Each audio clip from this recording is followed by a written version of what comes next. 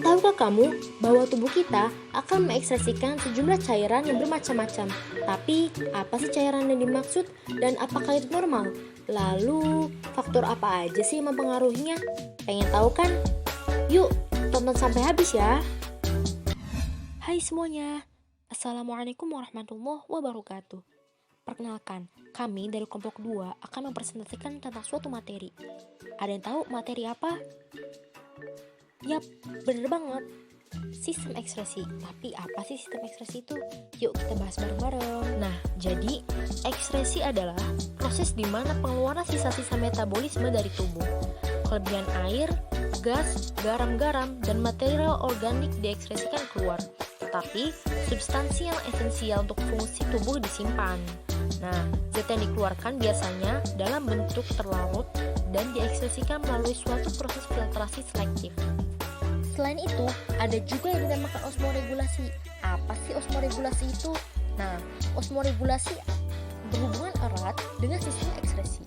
Pengaturan osmosis dalam tubuh manusia terjadi melalui banyak sedikitnya air yang dibuang melalui keringat dan urin. Kehilangan air karena penguapan diatasi dengan reabsorpsi air.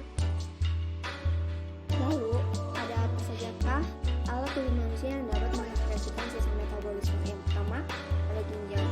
Ginjal merupakan alat tubuh yang punya fungsi spesifik untuk ekspresi sisa metabolisme yang mengandung nitrogen.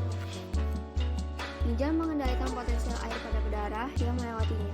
Substansi yang menyebabkan ketidakseimbangan potensial air pada darah akan dipisah dari darah dan diekspresikan dalam bentuk urin.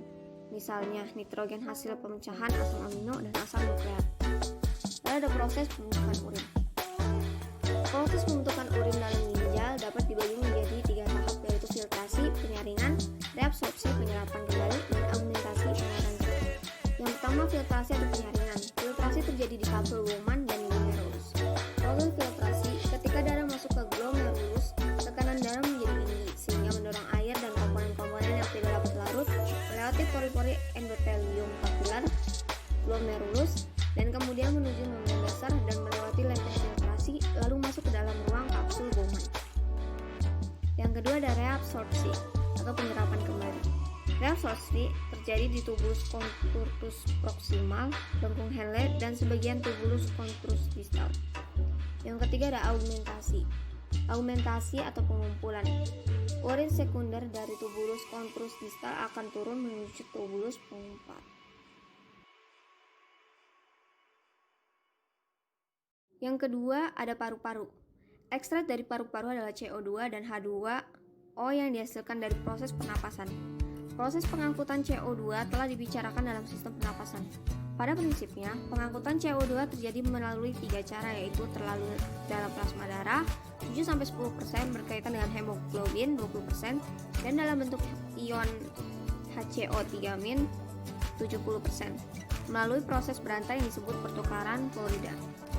Mekanisme pertukaran klorida adalah sebagai berikut. Darah pada alveolus paru-paru mengikat O2 dan mengangkutnya ke sel-sel jaringan. Dalam jaringan, darah mengikat CO2 untuk dikeluarkan bersama H2O yang dikeluarkan dalam bentuk uap air. Yang ketiga ada hati. Hati atau hepar mengekspresikan kurang lebih setengah liter empedu tiap hari. Empedu berupa cairan kehijauan, berasa pahit dengan pH sekitar 7-7,6. Mengandung kolesterol, garam mineral, garam empedu, serta pigmen atau zat warna empedu yang disebut bilirubin dan biliverdin. Empedu yang dihasilkan oleh hati disimpan ke dalam kantung empedu atau vesika vilea dan dikeluarkan ke usus halus untuk membantu sistem pencernaan, yaitu sebagai berikut. Yang pertama ada mencerna lemak, kedua mengaktifkan nitase, ketiga mengubah zat yang tidak larut dalam air menjadi zat yang dapat larut dalam air. Atau keempat ada kulit. Kulit atau integumen mengekspresikan keringat. Tebal kulit pada manusia dewasa sekitar 0,01 cm hingga 0,5 cm. Banyaknya keringat yang dihasilkan atau dikeluarkan seseorang dipengaruhi antara lain oleh aktivitas tubuh, suhu lingkungan, makanan, kondisi kesehatan, dan keadaan emosi. Keringat manusia terdiri atas air, garam-garam, terutama garam dapur, NaCl, sisa metabolisme sel, urea, serta asam. Kulit integumen terdiri atas 2 bagian, yaitu epidermis dan dermis.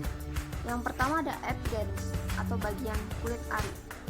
Bagian luar epidermis disebut sebagai stratum corneum, lapisan tanduk, dan bagian dalam disebut lapisan malpi. Lalu yang kedua ada dermis atau kulit jangat atau corium. Nah, ini nih alat tubuh kita yang berfungsi sebagai organ sistem ekskresi. Berikut ini struktur ginjal yang perlu kamu ketahui. 1. Korteks. Korteks merupakan bagian ginjal yang paling luar. Bagian tepi korteks ginjal ini dikelilingi oleh kapsul ginjal dan jaringan lemak untuk melindungi bagian dalam ginjal. 2. Ada medula. Medula ini adalah jaringan ginjal yang halus dan dalam, berisi lekungan Henle serta piramida ginjal, yaitu struktur kecil yang terdapat nefron dan tubulus di dalamnya. Fungsi medula ginjal ini dapat mengangkut cairan ke ginjal yang kemudian bergerak menjauh dari nefron menuju bagian yang mengumpulkan dan mengangkut keluarnya urin dari ginjal. 3. Pelvis ginjal. Dan berikut ini struktur paru-paru yang perlu kamu ketahui. 1. Bronkus. Bronkus bercabang batang yang menghubungkan antara paru-paru kanan dan paru-paru kiri. Dan trakea brokonial yang terdiri dari tulang rawan, lapisan mukosa, dan otot polos. Dan cartilage berfungsi sebagai kerangka brokonial. Selain itu, lapisan mukosa menghasilkan lendir untuk menjebak partikel asing yang memasuki paru-paru dan otot polos. Dan bronchiolus adalah cabang bronkus yang bermuara di alveoli, dan strukturnya itu bronkus tidak memiliki tulang rawan. Lapisan kulit yaitu 1. Epidermis.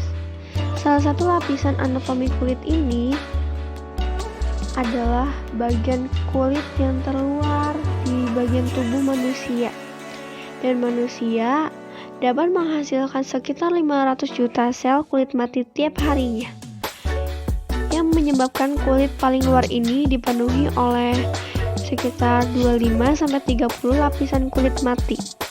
Dan lapisan epidermis ini terdiri dari 4 lapis, yaitu lapisan tanduk atau stratum corneum, merupakan lapisan kulit paling luar dari tubuh. Penyusun jaringan ini akan dihidrolisis menjadi kreatin atau zat tanduk tersebut yang tahan air. Berikut ini adalah struktur hati. Lobulus. Struktur hati bagian dalam tersusun dari sekitar 100.000 unit lobulus yang berbentuk segi 6 atau hexagonal. Di dalam lobulus terdapat banyak pembuluh darah yang dikaitkan oleh saluran bernama sinusoid.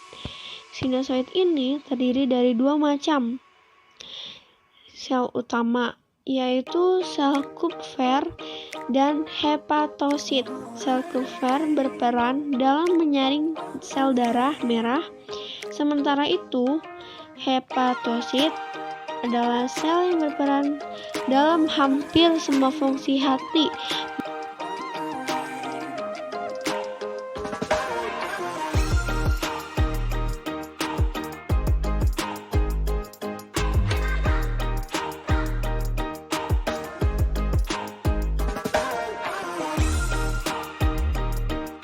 Jadi, setelah dijelaskan di bagian awal tadi terdapat beberapa penyakit yang disebabkan oleh sistem ekskresi.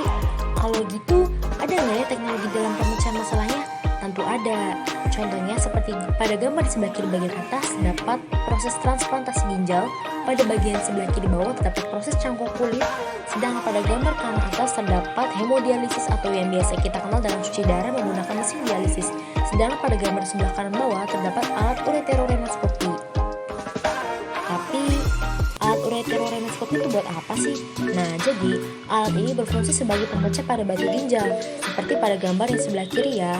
Sedangkan pada gambar sebelah kanan terdapat ventilator tekanan negatif yang berfungsi sebagai alat bantu masuknya oksigen pada pernapasan paru-paru. Meskipun teknologi telah berkembang dengan pesat, tetapi alangkah lebih baiknya jika kita mengembangkan pola hidup sehat agar terhindar dari berbagai macam penyakit, salah satunya sistem ekspresi. Oke, mungkin cukup sekian yang dapat kelompok 2 sampaikan. Kurang lebihnya mohon maaf dan semoga bermanfaat. Sampai berjumpa lagi. Wassalamualaikum warahmatullahi wabarakatuh.